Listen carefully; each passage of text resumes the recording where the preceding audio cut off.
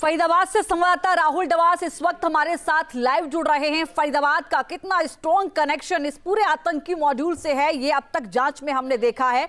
और कैसे यहां पर अल-फलाह यूनिवर्सिटी में फरीदाबाद में अंदर यहां पर देखिए लोगों को फिदायीन, डॉक्टरों को फिदायीन बनाने की ट्रेनिंग दी जा रही थी, ब्रेन वॉश किया जा रहा था, उसके खुलासे अब हो रहे हैं।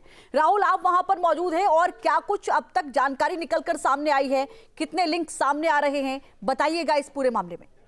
देखिए, अगर डॉक्टर मॉड्यूल की टेरर मॉड्यूल की बात करें तो बहुत सारे हॉटस्पॉट है, चाहे वो कानपुर में हो, चाहे लखनऊ में, चाहे जम्मू कश्मीर में हो, या राजधानी दिल्ली में, चाहे सहारनपुर में हो या फिर नूह में, लेकिन हॉटस्पॉट बहुत सारे होंगे। एपी सेंटर केवल एक है, अल-फलाह यूनिवर्सिटी, जहां पर हम मौजूद है। यहाँ पे कई तरीके से काम किया जाता था। यहाँ से लगभग 400 मीटर की दूरी पर वो मस्जिद है जहाँ का इमाम इश्तियाक है, और उसी इमाम की मस्जिद के अंदर लगभग 200 ऐसे स्टूडेंट, टीचर्स, फैकल्टी और इंटर्न एक साथ बैठते थे नमाज अता होने के बाद। और वहां पर क्या कोई साजिश रची जाती थी, क्योंकि उन 200 स्टूडेंट से, टीचर से, फैकल्टी मेंबर से पूछताछ लगातार जारी है, चाहे वो लोकल इंटेलिजेंस यूनिट हो, क्राइम इन्वेस्टिगेशन एजेंसी यानी CIA हो, या फिर नेशनल इन्वेस्टिगेशन एजेंसी NIA हो। इसके अलावा यहाँ से 500 से 700 मीटर दूरी पर वो सिम कार्ड की दुकान भी मौजूद है, जहाँ से सिम कार्ड